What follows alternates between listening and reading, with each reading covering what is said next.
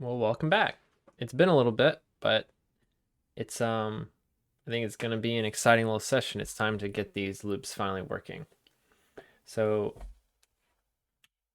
to bring anyone up to speed, what we're doing is we're implementing this style of loop into our little language that we've built here.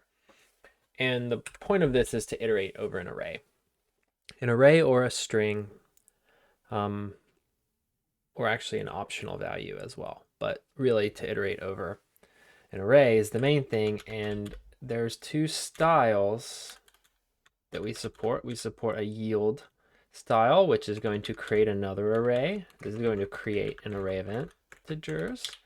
Okay, or we support a do keyword, in which case this is just going to be of type unit. It doesn't create anything. It's just an imperative loop.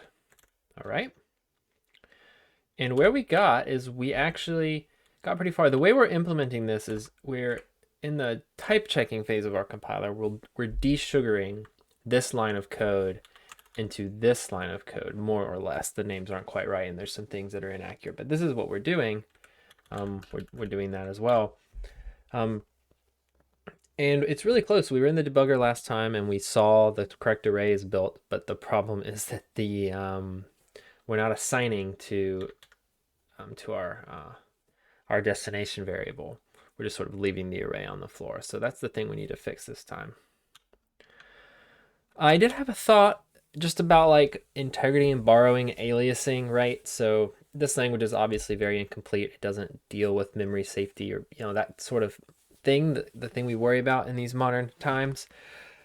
But we're very much subject to, and we don't have threads, but if we did, this would be a problem. But even without threads, you know, well, maybe it's only a problem with threading, but a concurrent modification, the idea that while we're iterating over this, if we were to remove an element from it, if we were to change its length, then the loop, this loop here is just going to walk off the edge of the earth, or it won't see all the elements. It wouldn't be very good to mutate, to change the length of this array while iterating over it. I guess that goes without saying, but anyway, we're going to march forward with just trying to get this working. So the first step, I think, is going to be to run this program, which is going to have some pretty exciting results. All right. Print a lot of zeros, and then we segfault. So I don't actually recall the zero printing. That's a bit of a new one for me this time, so I wasn't expecting that. We're going to have to see what's going on there. But I do remember the segfault. That might actually, it's no longer segfault, might be a bus error. I may have introduced a bug during a rebase, so we're gonna have a great time fixing this, aren't we? So let's get in here and make sure that we are looking presentable. We can go with a really big font today. Okay. So how do we go about debugging this? Let's figure out where the prints are coming from, I guess, as a starting point. I would like to do that. So if we go into our code gen,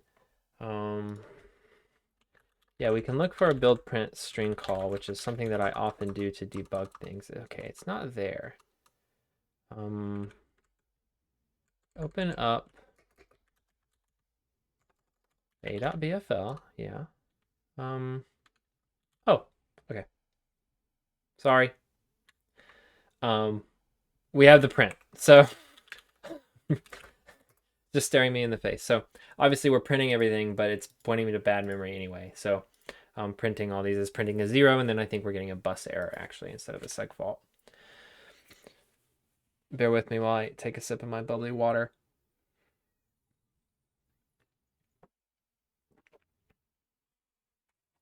Okay. So that should take care of the prints. Sorry for the slow start. Okay. Yep, and we're there. And program exited with code 0. We never tried to access the bad memory, so we didn't segfault, but I would... Oh, it was edited in IntelliJ, right? I would expect squares 0. If we try this, we get a random value. Maybe we'll segfault next time. Yeah, we get uninitialized memory. So anyway, that's definitely the problem to fix. Let's get to it. Here. Actually, I remember what's different about day. There. Okay.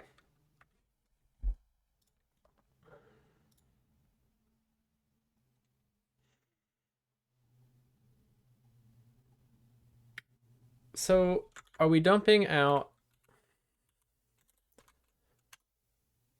we're dumping this out, and where do we see that?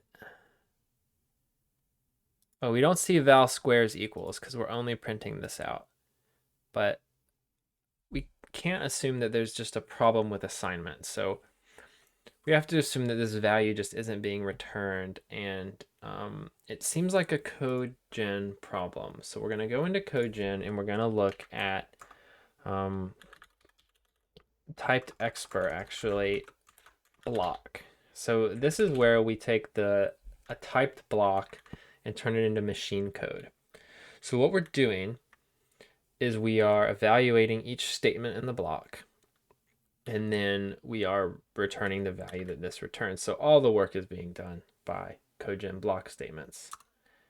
And it's this one that I think might be causing us problems. So the way we know what a block statement returns, we can, or what a block returns, what a block expression returns, is we use its last statement.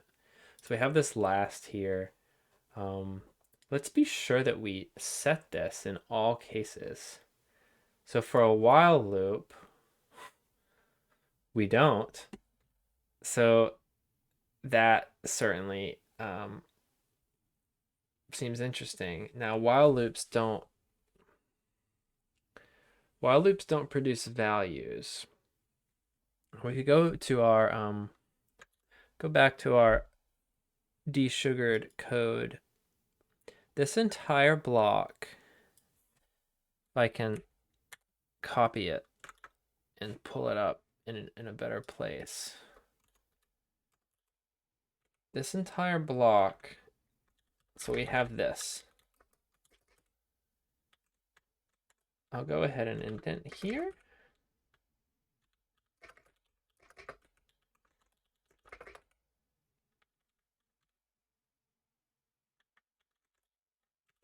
Okay, let's go line by line. So we have our counter. My unique here is so that I don't forget to disambiguate these compiler generated variables from user variables, because currently if the inner loop, if our loop tried to do something with the name counter unique, it would collide with our counter, which is not ideal. Okay, there's no semicolons here in our print, but do we just fix that? Display block.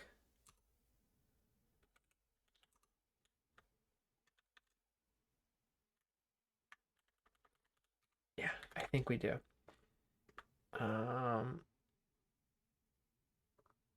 And for each statement, do we add a tab? It's not really going to work. We need to track the indentation level. We need to thread it through and pass it. We'll get there to make that prettier. But okay, back here.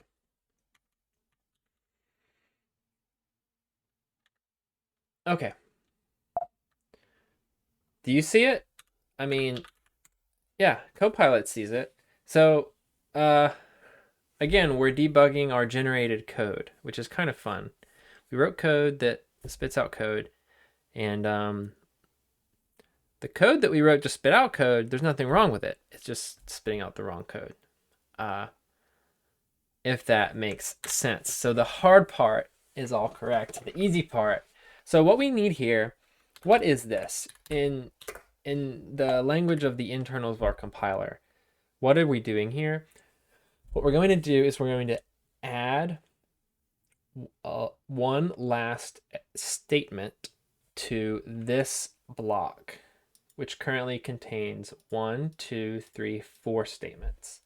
These three are valdefs. This is a while loop. Those are all statement types. This final statement will be of type lone expression, and then it will contain an expression, and the expression will be of type variable, which is a type of expression that something is when it's simply referencing a named variable. One of the most simple types of expressions besides a literal. All right. Well, let's try that. So I'm trying to put my OBS out of my way so that I don't look over here where I can see my face and talk to myself. So maybe with it out of the way now, this will be better. I think it actually will be. Maybe that's a common trick. I need to eat a York patty here while I reset. So I'm glad there's not a problem in CodeGen.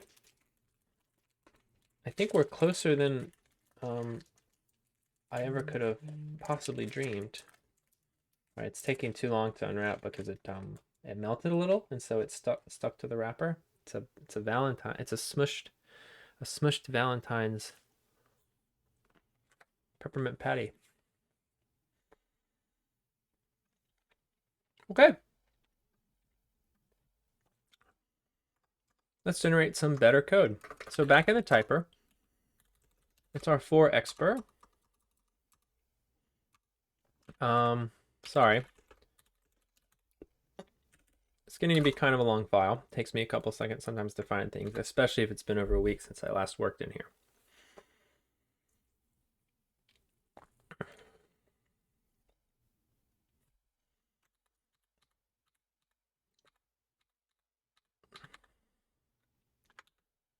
This is our while block.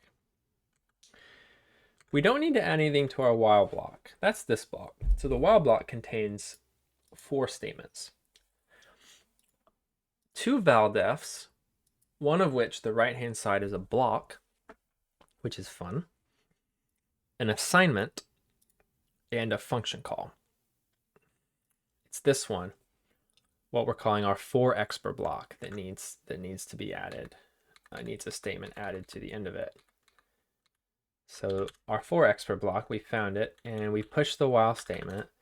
So now we're going to push the yielded call, and I bet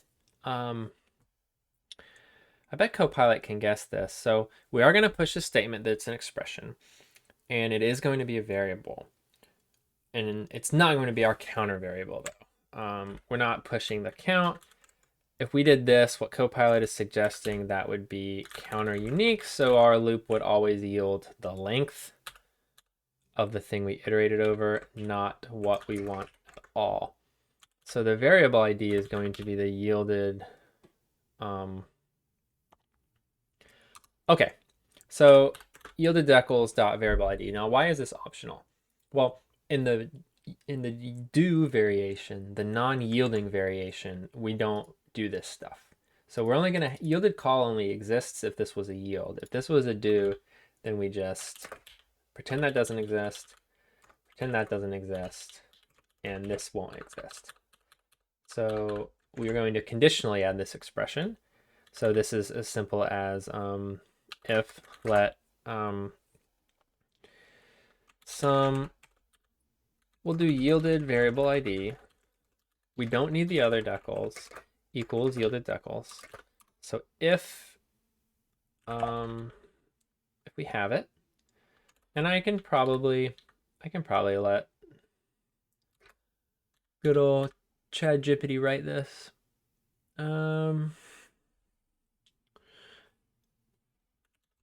It's going wild.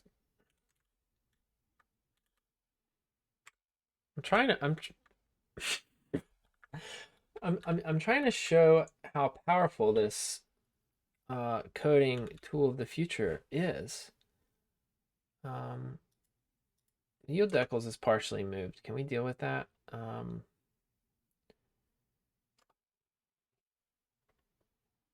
We needed to borrow it here. Boop.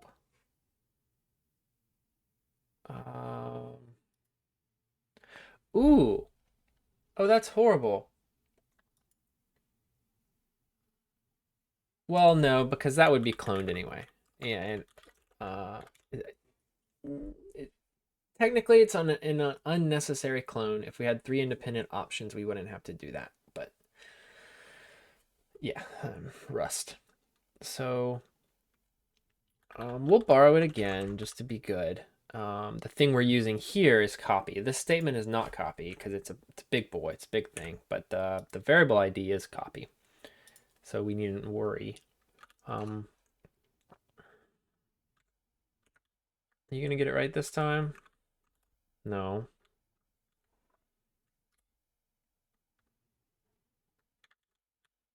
I knew to dereference it. That's neato. Okay, so let's do this. Let's be all cocky. And we're not gonna run, we're just gonna compile, and we're gonna look. Um,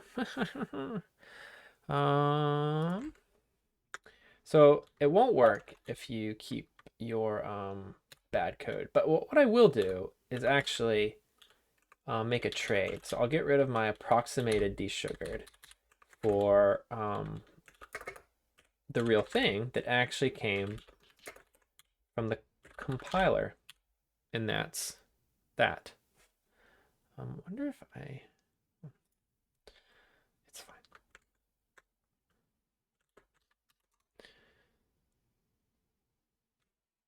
So we have semicolons now, and we're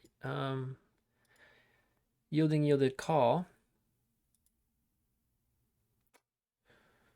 All right.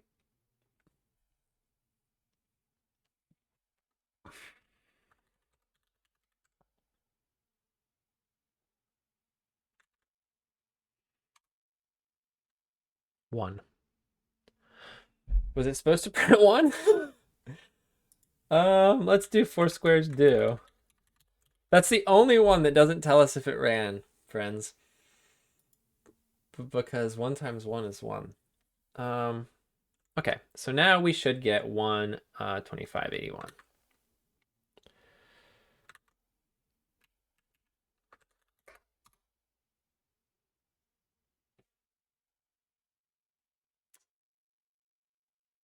$11 2581. Yeah. Cool. We did it. That is creating an array. Let's debug it. So to compile this with debug info, I need to say no LLVM optimizations, and I need to say debug. And now I can LLDB bfl out /a.bfl. Beep boop boop. We're in the debugger, and now I'm just gonna break at main. And now I'm gonna break at main. I'm gonna flex my line numbers here. Break at main :9. No. Okay, it is line 9. I need to say a :9. No locations. A :9. Mm.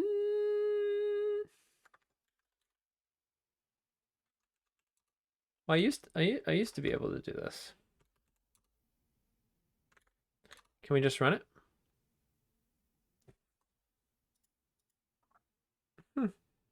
Something wrong with the old line numbers.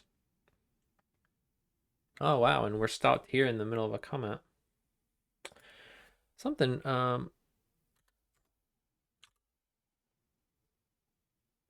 really wrong with our line numbers here, aren't they? Well, it doesn't look like we've started. Oh, that's a pointer. Do I have history? I do.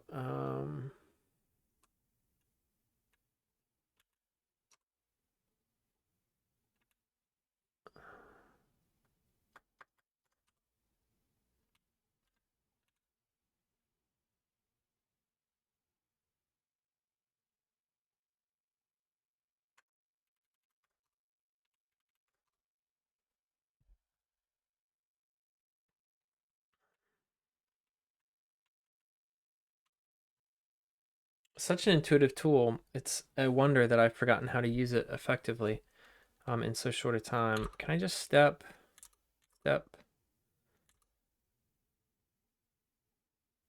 And now we're in our loader. What a mess.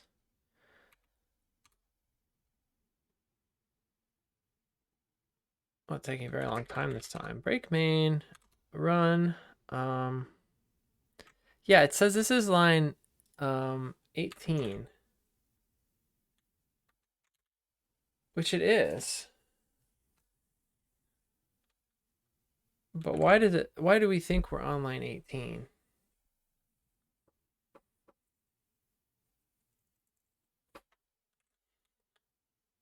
I don't think the comments are a problem. Step. Yeah, the problem is I just have no idea where I am.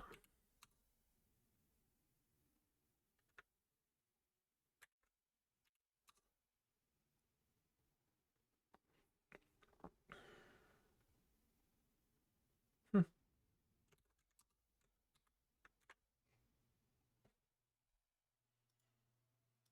It's almost like not sure why we jumped into the zig as well. Maybe it wasn't jumping into the print. Well, maybe I'll edit this whole part out. Blah blah blah. No debugging. Anyway,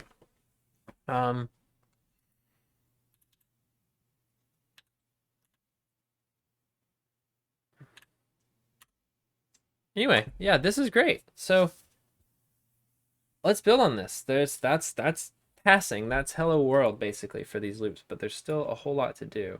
So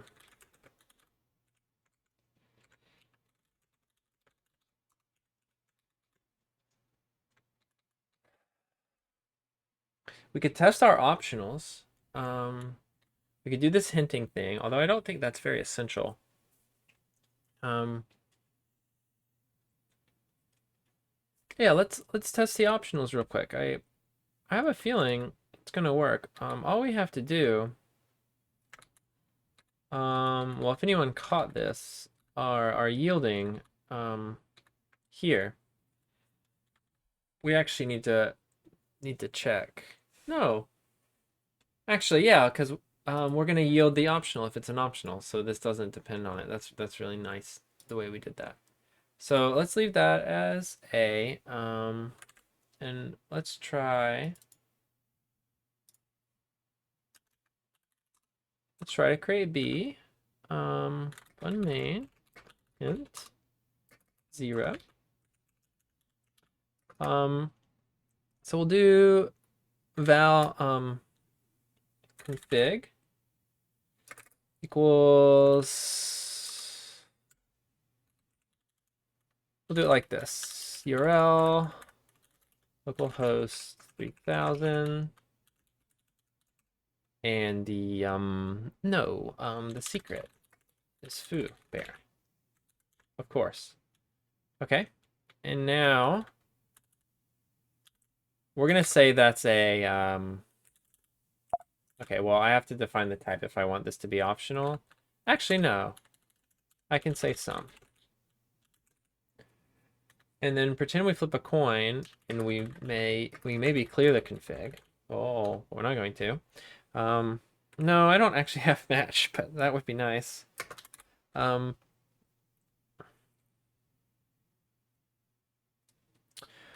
For C in config,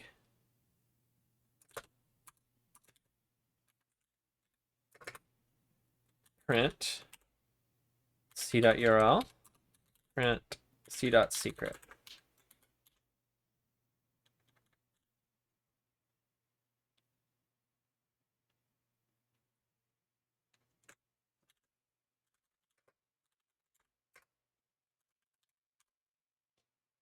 Oh.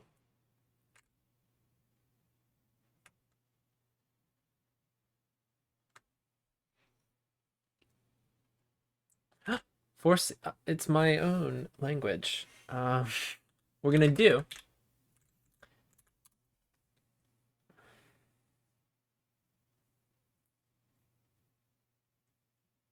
Invalid parameter passed to function length. Expected array URL string secret string, but got URL string secret string optional. Okay, so we shouldn't be calling length at all. This is the optional version. So somewhere our array length call.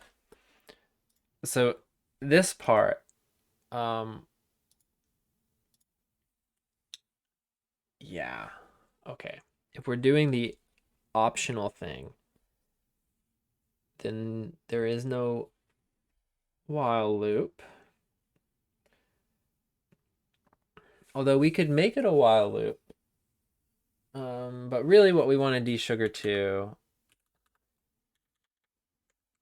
I'll put it in b.bfl. But I'll start from here. Okay, so what we want to desugar this loop to, there's no val, so just this, and it will be a block still though. We don't need a counter. This will be, I'll go ahead and fully expand it.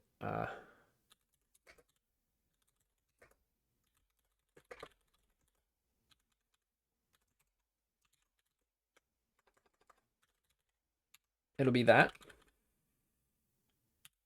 And yielded call will be an optional of the result type of our block. Actually, yielded call will not be here because it's a do. Let's pretend it's a yield. Oh, my bad. Let's pretend it's a yield, and we're going to yield the secret. So it'll result in an optional string. So val secret, and that's going to be of type string. If there was a config, get its secret. And we're, but for some reason, printing them out and then returning the secret. And now instead of a while loop, we're going to just have one of our binding ifs. We're going to say if iterate x.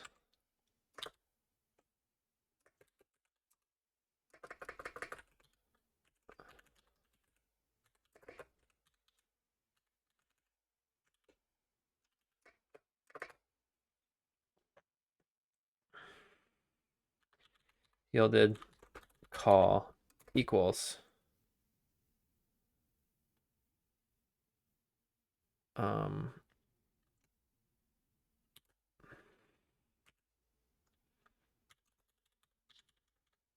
we'll have our user code.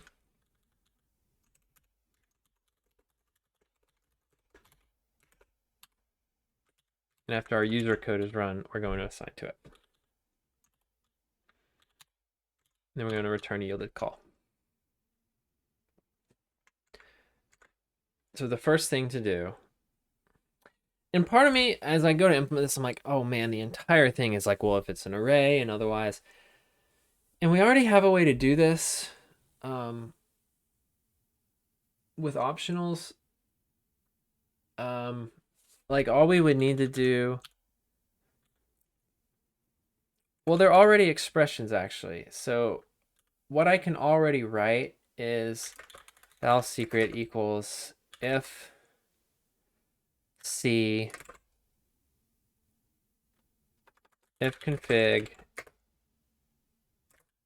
c.secret.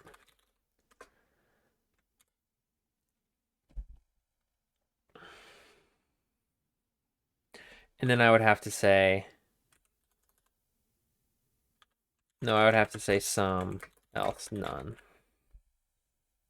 I see. Versus being able to just say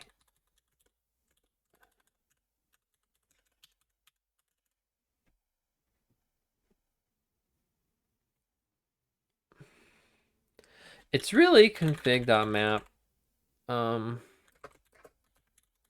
as well, if you're of the functional mind.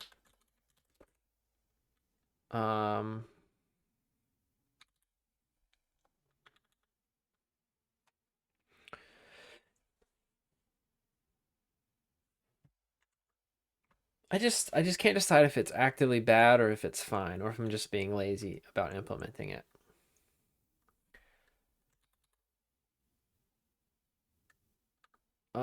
So what goes away? Array length call, while statement. This for X per block. We do need an iter def, but it's going to be different. Yeah, you know what? I don't want to do it.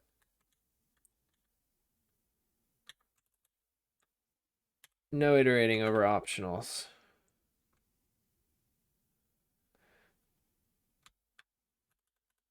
Push deal. Even the comment becomes simplified. Even the comments are now simplified. Okay.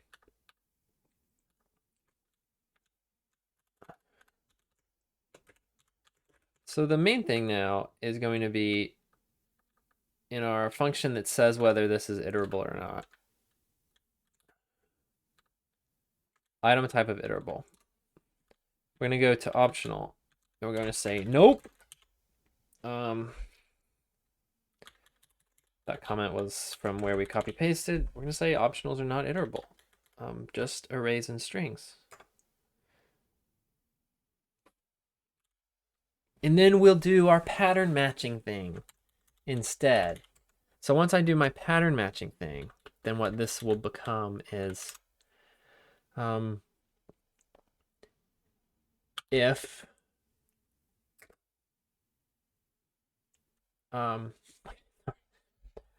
so in Rust, it would be if let sum c equals config. And what I want to do is flip the script and say if config is sum c. And this is our binding. This can be anything.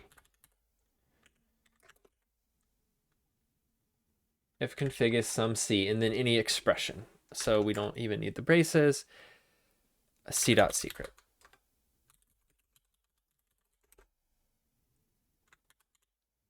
If config is sum c, C dot secret.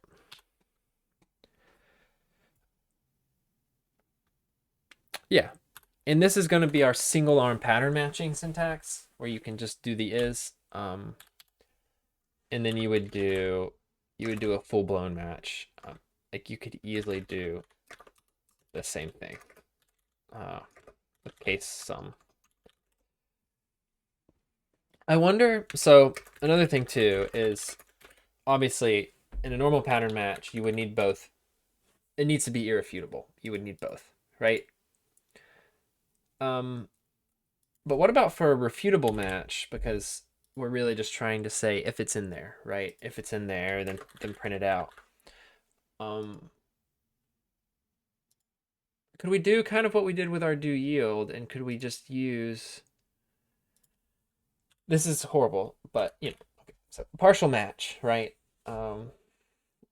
It's just a non-exhaustive by default. I guess not. I guess it's not worth it because just make the programmer do this. Like in Rust, it's there in the code rather than hidden up here, you know, when we could change a match to a check or whatever. I think it's a bad idea, but I'm glad I hashed it out right here. Okay, so now we're done supporting optionals because it's unsupported. And I'm pretty happy with this. So let's do a test. So what I will do 159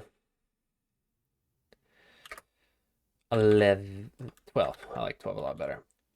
And then what we'll do is we're just going to assert squares length equals 4. Squares, we're not going to check the capacity because that's not what we're testing here.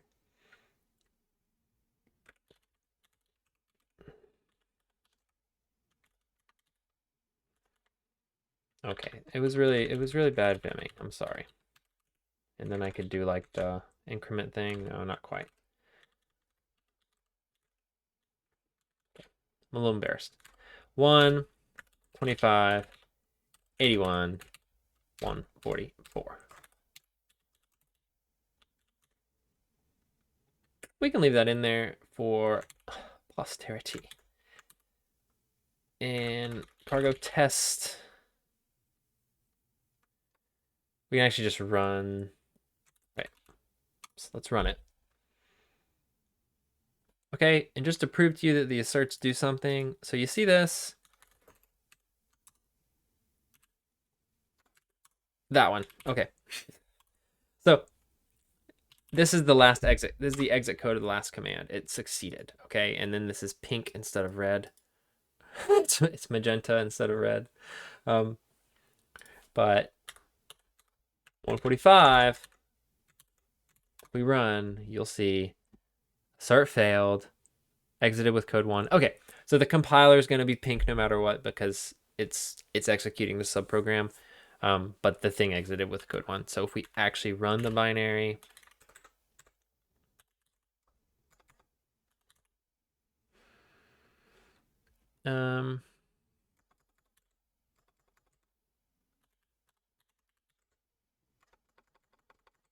what am I missing?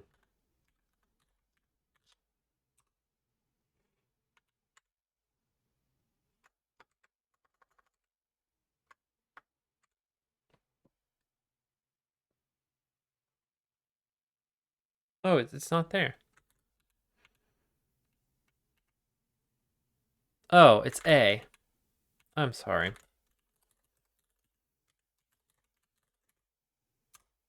See the red? Now if I run a command, oh, we're still red. We're back to pink. We're passing again.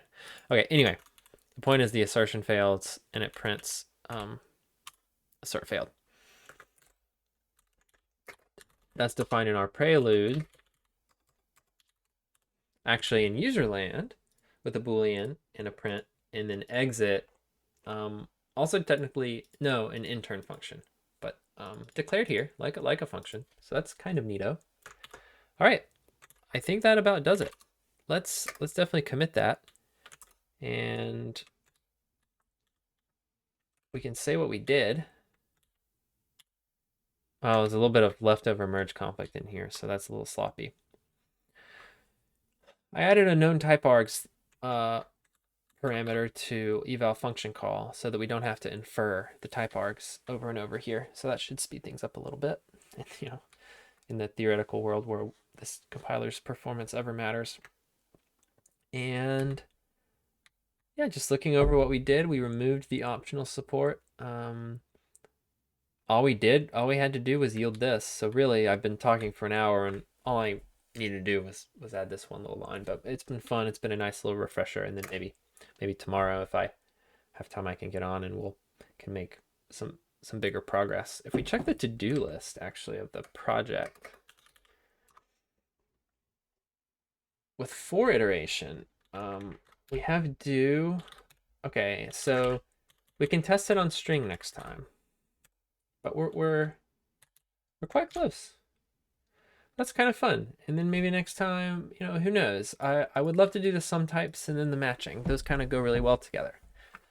The other thing I would love to do is support multiple files, because I want to get the prelude out of. The way I'm doing the prelude is I'm just slamming it in front of the user's code, and it messes up all the line numbers, and it's just really bad. And you know, this project for me is about figuring things out and understanding how they work. And supporting multiple files is still something that, I mean, I have some conceptual idea of, okay, maybe we just parse, we look at the includes and we build a graph. And then, you know, but until I do it, it's all so hazy that it might as well be nothing. So that's one that I'm scared of, which makes me want to tackle it. The built-in maps dictionaries would be really, really fun as well. Anyway, that's all for now. Thanks for watching so much. I really mean it. If you actually are still watching, that means a lot to me. That's kind of amazing. Yeah, see you next time.